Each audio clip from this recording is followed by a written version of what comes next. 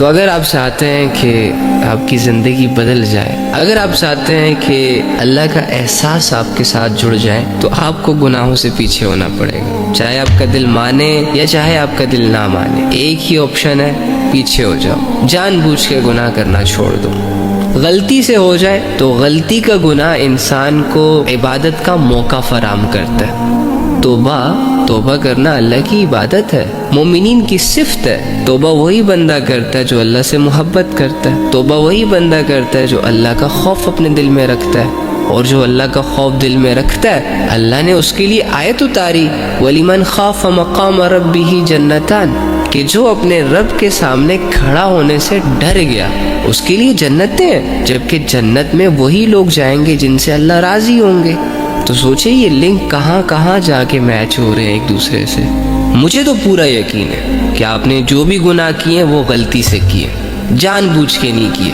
ارے بھائی، جان بوجھ کر گناہ کرنے کے لیے تو بہت بڑی ہمت چاہیے، پتھروں سے بھی زیادہ سخت ایک دل چاہیے ہوگا جس میں اللہ کا ڈر نہ ہو۔ آپ کے دل تو بہت نرم ہے، آپ نے تو ہر گناہ غلطی سے کیا ہے، آپ کو سمجھ نہیں آئی، تو آپ کے ہر گناہ کی معافی ہے۔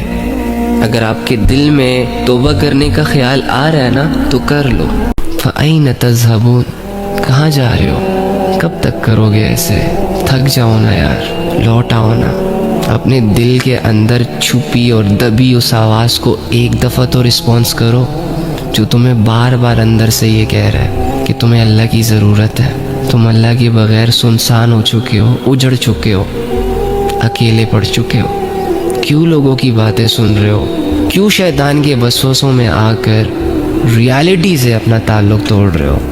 تم مانو یا نہ مانو، تم انکار کرو یا جھٹلاؤ، تم اپنی آنکھیں بند کر لو، اپنے کان بند کر لو، تمہارے اندر کا شور تب تک ختم نہیں ہوگا جب تک تو اپنے دل کو اپنے اللہ سے جوڑ نہ دے۔ اپنے بڑے چھوٹے گناہ تنہائی میں اللہ کے پاس لے جا کر اللہ کی بارگاہ میں حاضر ہو کر اس کی معافی نہ مانگ لے۔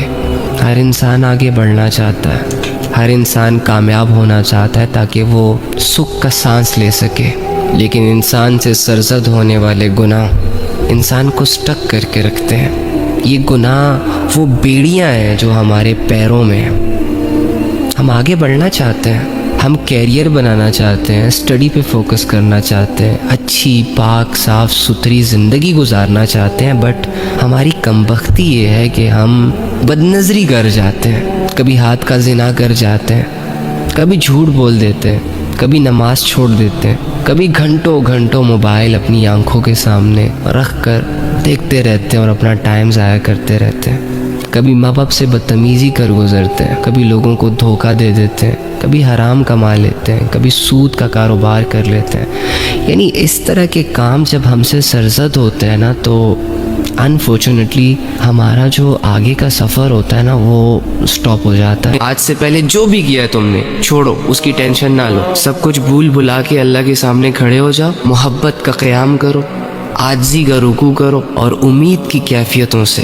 اللہ کو سجدے کرو، اور 2 رکعت نفل پڑھنے کے بعد اللہ کے سامنے ہاتھ اٹھاؤ، جھولی پھیلاؤ، جتنا گر سکتے ہو، جتنا بچ سکتے ہو بچ جاؤ اللہ کے سامنے، جتنی عاجزی ہے تمہارے اندر ساری اللہ کے سامنے رکھ دو، اور اللہ سے کہو کہ اللہ بہت بڑے بڑے گناہ لے کر آیا ہوں، اے اللہ بہت بڑی بڑی بغاوتیں لے کر آیا ہوں، جانے انجانے میں نے ہر وہ چیز کی جس سے تو نے منع کیا، کچھ لوگوں نے کروائی، کچھ اپنی مرضی سے کی، اے اللہ یہ چھپن چھپائی کی زندگی مجھ سے مزید نہیں جی جا رہی، میں اب تیرے سے جڑنا چاہتا ہوں، میں آیا ہوں اپنا جرم قبول کرنے، اپنے گناہوں کو معاف کروانے، کیونکہ ایک آیت میرے کانوں تک پہنچی ہے۔ اور میں اگر تم سے ایک پرسنل بات شیئر کروں اپنی، جب زندگی تنگ ہو چکی تھی مجھ پر، جب لوگ نہیں سمجھ رہے تھے مجھے، جب مجھے میرے گناہ اور میرے گندے اعمال ڈرا رہے تھے، تو قرآن کی اس آیت نے مجھے ایک نئی زندگی دی۔ اگر یہ آیت میں نہ پڑھتا تو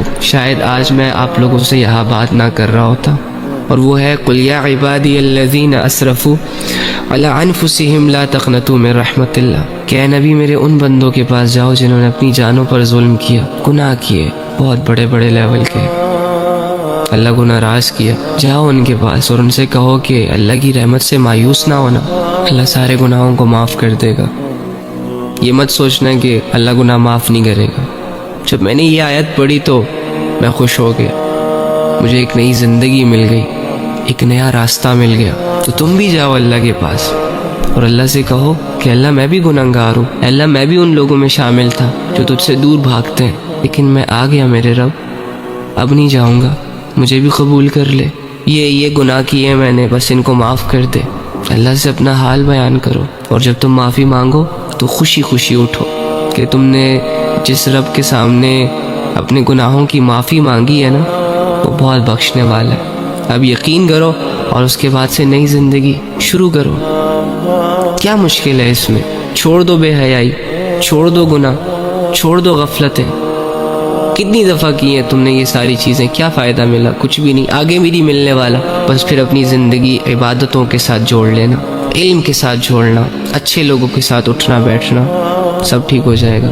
اور جو بھی حالت اللہ رب العزت کی طرف سے تم پر آئے، اس پر صبر کرنا، اس پر راضی رہنا، اور اللہ سے کہنا کہ اللہ حالت تو بڑی مشکل ہے، لیکن اگر اس مشکل حال میں تیری رضا مجھے مل رہی ہے تو اٹس اوکے، ٹھیک ہے۔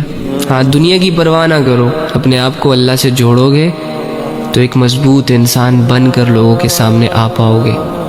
اگر اللہ سے دور بھاگتے رہے تو باوجود اس کے کہ دنیا میں تمہارے نام کے چرچے ہوگے، لیکن تم اپنے آپ کو کبھی بھی مطمئن نہیں کر سکو گے، ٹھیک ہے۔ تو بس توبہ کریں گناہوں سے، رک جائیں بے حیائیوں سے، منہ